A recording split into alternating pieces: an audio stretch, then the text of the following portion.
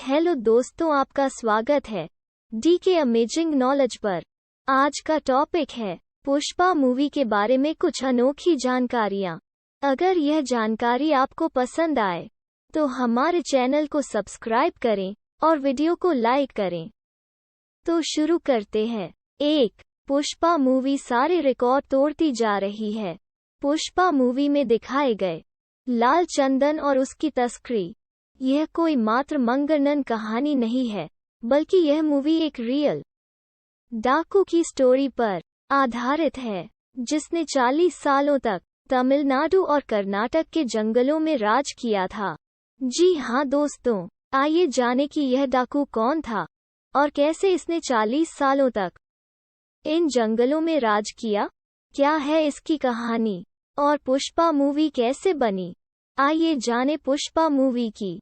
Pushpa movie के पीछे के डाकू की कहानी क्या है। 2. अल्लू अर्जुन की मूवी पुष्पा में जो रोल अल्लू अर्जुन ने पुष्पा के रूप में किया है, वो असल में तमिलनाडु और कर्नाटक के जंगलों में राज करने वाले एक कुख्यात डाकू पर आधारित है, जिसका नाम वीरप्पन था। 18 अक्टूबर 2006 में देश के सभी मीडिया चैनल पर सिर्फ एक ही खबर दिखाई जा रही थी।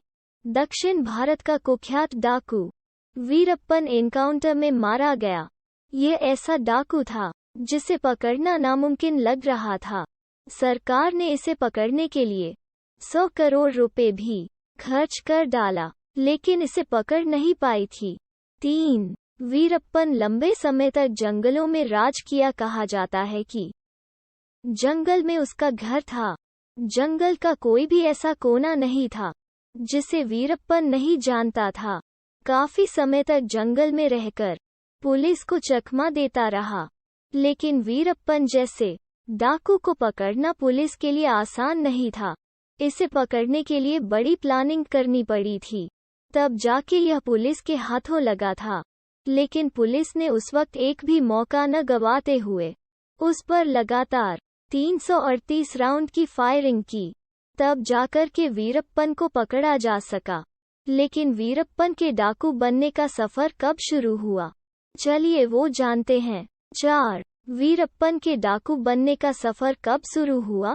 इसकी कहानी 1962 सेकंड ही शुरू हो चुकी थी, जब यह महज 10 साल का था। 10 साल की उम्र में इसने एक तस्कर का कत्ल किया।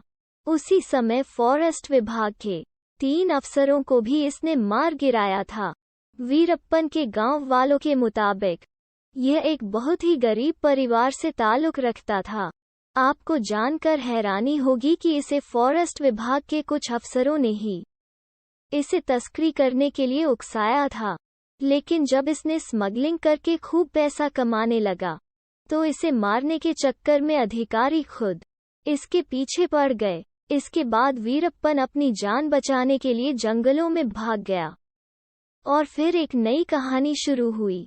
5. जंगलों में रहते रहते इसने 17 साल की उम्र में पहले हाथी को मारा। इसने तकरीबन 2000 हाथियों को मारा और कहा जाता है कि वो हाथियों के सिर के बीचों बीच गोली मारा करता था और उनके दांतों की स्मगलिंग किया करता था।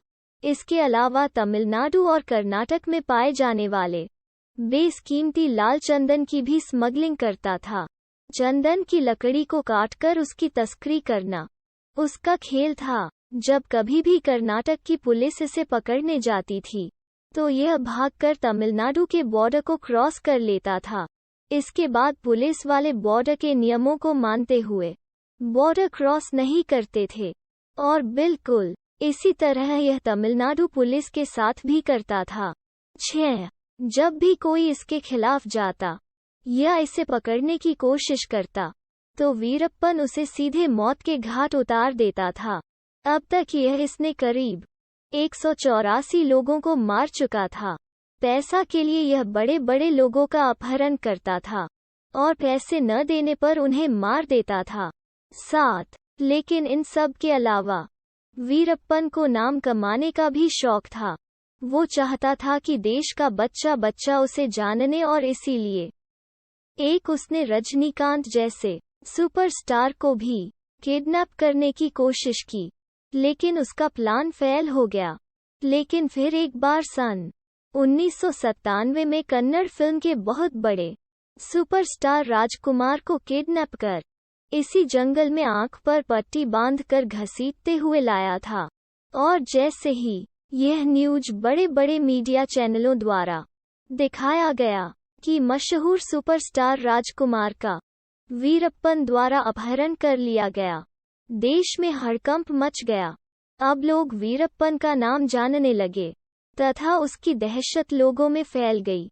8. वीरप्पन ने राजकुमार को छोड़ने के लिए 50 करोड़ की मांग की। सरकार द्वारा उसे पकड़ने के लिए स्पेशल टास्क फोर्स बनाई गई। काफी लंबे समय तक सर्च ऑपरेशन चलता रहा, लेकिन वीरप्पन किसी के भी हाथ नहीं लगा, क्योंकि जिस जंगल में वीरप्पन रहता था उससे बेहतर उसे कोई नहीं जानता था। लेकिन वीरप्पन यहाँ भी नहीं रुका और फिर सन 2002 में कर्नाटक के लिए एक मिनिस्टर को किडनैप कर लिया और मांग पूरी न होने के कारण उन्हें मार दिया। इसे पकड़ने में सरकार भी लाचार हो चुकी थी। 9. वीरप्पन को कैसे पकड़ा गया? सरकार ने वीरप्पन को पकड़ने के लिए 5 करोड़ रुपए का इनाम रखा था, लेकिन इसका भी कोई फायदा नहीं हुआ। इसके बाद विजय कुमार को एसटीएफ का चीफ बना दिया गया। जैसे ही विजय कुमार ने एसटीएफ की कमांड संभाली तो उन्होंने वीरप्पन की सारी जानकारी इकट्ठा करना शुरू कर दिया, क्योंकि विजय कुमार को भी पता था कि वीरप्पन को पकड़ना इतना आसान नहीं है। इसलिए विजय कुमार ने वीरप्पन की गैंग में अपने आदमी घुसाने की कोशिश की और वे सफल भी हुए। 10. अब उसकी गैंग में विजय कुमार के आदमी भी शामिल हो चुके थे, लेकिन इसकी भनक तक वीरप्पन को नहीं लगी। वक्त के साथ वीरप्पन की गैंग के आदमी धीरे धीरे कम होने लगे थे। इसी बीच विजय कुमार को पता चला कि वीरप्पन अपनी बात को पहुंचाने के लिए वीडियो कैमरे की मदद लेता है। वो अपनी वीडियो शूट करवाता था और अपनी बात दूसरों तक पहुंचाता था। वीरप्पन का एक ऐसा वीडियो विजय कुमार के हाथ लगा, जिसे गौर से देखने के बाद पता लगा कि वीरप्पन की एक आंख में कुछ दिक्कत है और वो जल्द ही इसका इलाज कहीं पर जरूर कराएगा। 11. वीरप्पन अपनी एक आंख से बहुत परेशान था और वो इलाज की तरकीब लगा रहा था। इसी बीच जो वीरप्पन की गैंग में विजय कुमार के आदमी शामिल थे, वो वीरप्पन को उकसाने लगे कि यदि जल्दी ही उसने अपनी आंख का इलाज नहीं कराया तो उसकी आंख खराब हो सकती है। और आखिरकार उस दिन का इंतजार खत्म हुआ, जिसका एसटीएफ को इंतजार था। वीरप्पन को पकड़ने की सारी तैयारी हो चुकी थी। 12. वीरप्पन की गैंग में शामिल विजय कुमार के आदमी ने वीरप्पन को बताया कि सड़क किनारे एम्बुलेंस आएगी और उसे ले जाएगी, लेकिन असलियत में वो कोई एम्बुलेंस नहीं थी, बल्कि वो पुलिस की गाड़ी थी, जिसमें विजय कुमार के ड्राइवर और आदमी थे। वीरप्पन और उसके कुछ साथी जंगल से निकलकर एम्बुलेंस में बैठ गए और एम्बुलेंस चल पड़ी, लेकिन कुछ दूर जाने के बाद इसके ड्राइवर ने गाड़ी रोक दी और ड्राइवर तथा बार्डन दोनों उतरकर भाग गए। और जहां पर गाड़ी रोकी वहां पहले से ही बहुत सारे पुलिस वाले छिपे हुए थे। जैसे ही गाड़ी रुकी, पुलिस वाले ने फायरिंग करना शुरू कर दी। लगातार 338 राउंड की फायरिंग की गई, लेकिन इनमें से केवल 2 गोली ही वीरप्पन को लगी और इस तरह से वीरप्पन एनकाउंटर में मारा गया। 13. और इसी वीरप्पन डाकू की कहानी से प्रेरित होकर पुष्पा मूवी को बनाया गया है, जो कि आज के समय में बहुत बड़ी ब्लॉकबस्टर मूवी साबित हो रही है और यह सारे रिकॉर्ड तोड़ती जा रही है। 14. पुष्पा मूवी में श्रीवल्ली का रोल करने वाली हीरोइन का असली नाम रश्मिका मंडाना है। 15. फिल्म पुष्पा द राइज में पुष्पराज का रोल अल्लू अर्जुन अल्लू अर्जुन ने निभाया है। 16 पुष्पा फिल्म के डायरेक्टर सुकुमार हैं।